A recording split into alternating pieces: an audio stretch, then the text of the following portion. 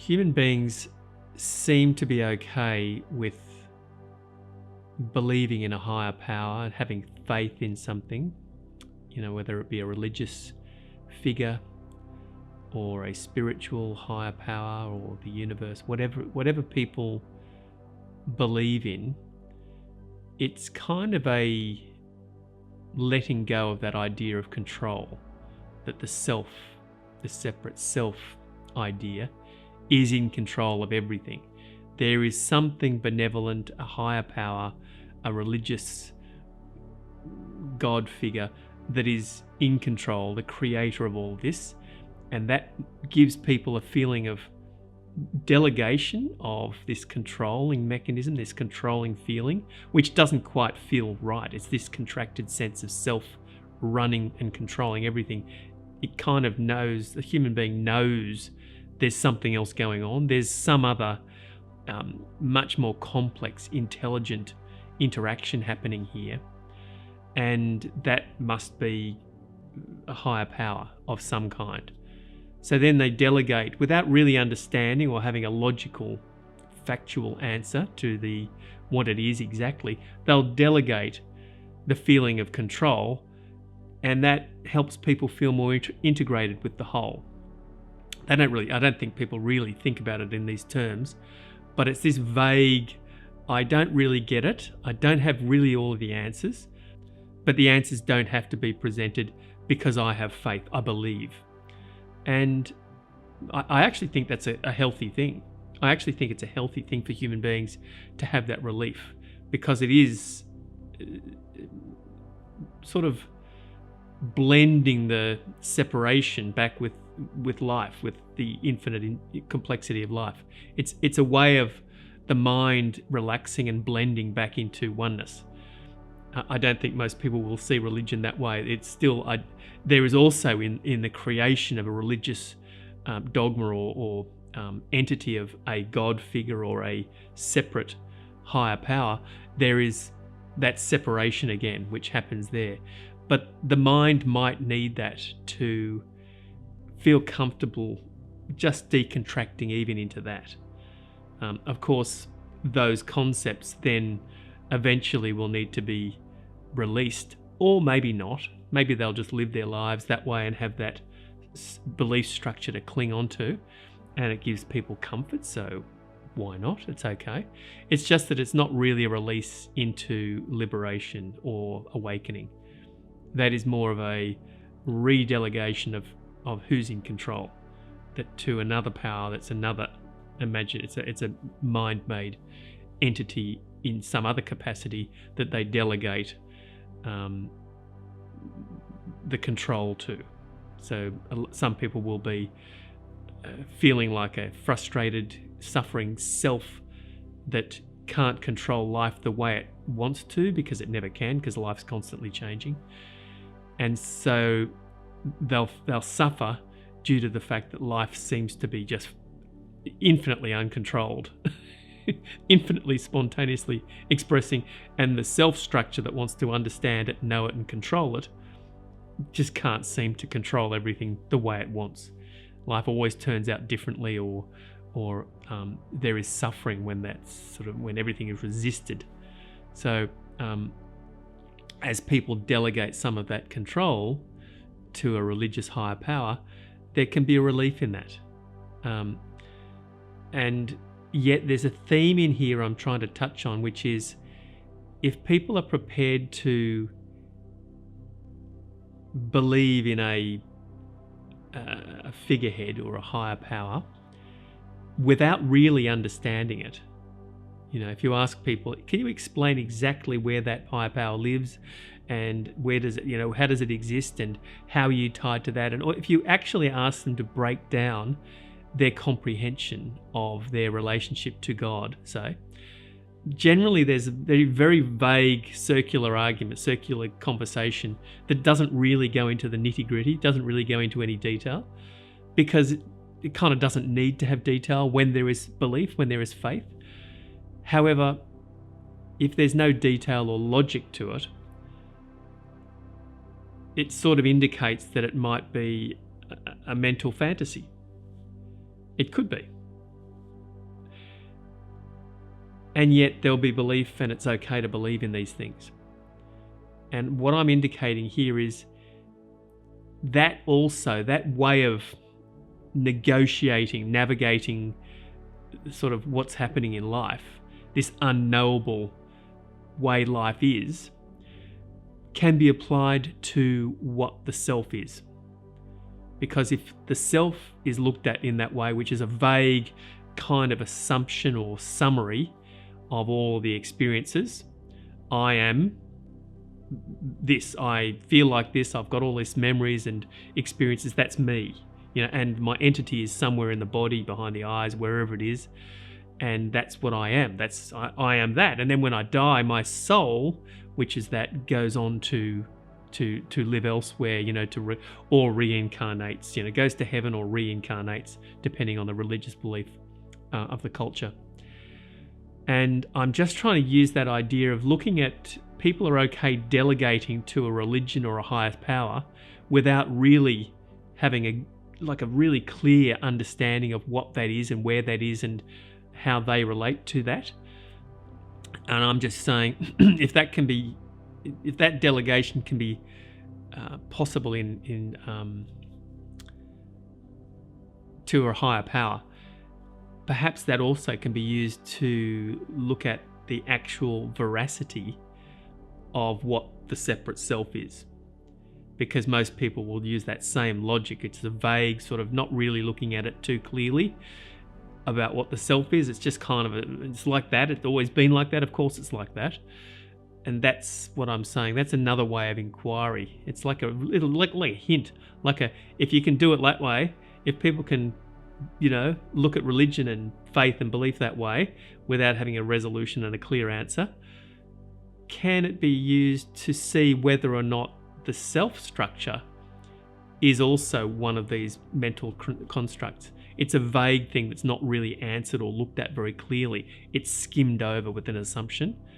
And any time it starts to, the tendency is when there is an investigation of something that's not the way it's always been thought of, it's different from that. It shouldn't be like that. It should be the way I understand it.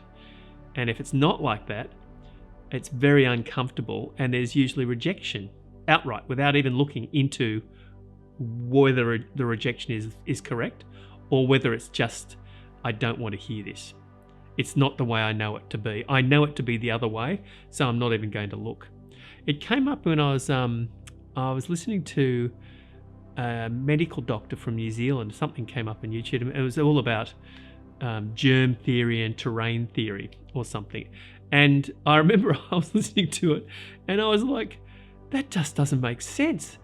But very different views to what most people would see as bacteria or viral transmission. And having gone through all this stuff in the last few years, obviously there's interest in discussing or looking into these things. It's all the same.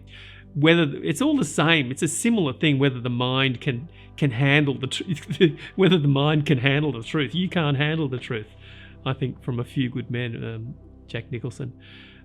And what happened when I heard these theories, it was like, the first thing that happened was like, whoa, hang on a sec, that doesn't make any sense at all. What I was listening to didn't make any sense to the way I had always thought as John. And so because I'm very interested in watching the reactions of the mind, and there was an initial rejection, there was discomfort, and at the same time, there's a sort of a viewpoint where when that comes up, it's like, ooh, there's something happening here that's quite interesting. There is a resistance and a shutting down and a pushing away of an idea. So let's look at that. And that's what happened. I just started this inquiry. It was like, no, don't want to hear that. Doesn't make sense. And there was discomfort because it was very destabilizing, I suppose. It was like, well, and what I was after was an alternate explanation so that the mind could feel comfortable with a new way of knowing how things are. If you've always thought things are a certain way and someone pulls the rug and shatters those beliefs and says, no, it's not like that, What if it's not like that? What if that's not right? Actually, without offering an alternative. So it was like, this is, there's no proof of this, there's no proof of this, there's no proof of this. So how did all of that become established as factual when there isn't any support to any of these facts? And that's the same as the view I'm discussing here of religion or the separate self entity. Has it been looked at, those things that have constructed that entity, the facts behind it, the reality behind those things? Because the whole thing I'm talking about here is probably not. And yet the mind wants, if that's not true and that's not true and that's not true, or that's an assumption, saying that's an assumption, and that's, what's the reality? What's the alternative? What is the real explanation? That's the mind wants to do that as well. It wants, okay, if that's not right, if that's not true, or that is questionable, what is the alternative? Because the mind needs either this or that, which is still to do with separation and ideas, and and the whole point of this discussion is to let these things be more fluid, if flowing like. And this mind wanted an answer, but it also was like, okay, what if there isn't a knowing, but at least deconstructing some questionable false structures that have always been assumed is a first step into loosening up this to being a more open flow of interpretation. There's no answer in that really, but there's less barriers to this seeing life a different way. And the answers may come later, but at least they're no longer constrained or hobbled, by these questionable or false beliefs, or assumptions. So this is a kind of a vague way of directing people into looking into what they are. And if I had to give just an interpretation of what, if I had to give just an interpretation of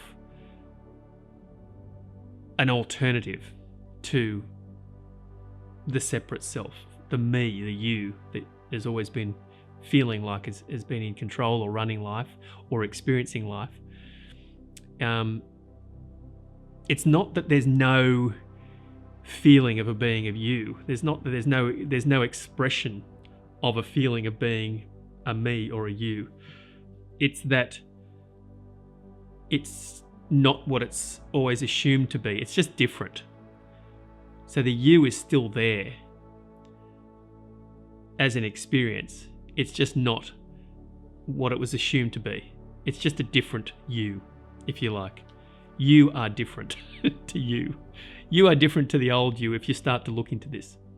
The old you is a contracted separate sense of separate identity in the mind, and the new you is the vibrant, rich, open feeling, the awake feeling of a you of life, expressing as that, life expressing as you in all its vibrance and creativity and individuality, and that you is beautiful.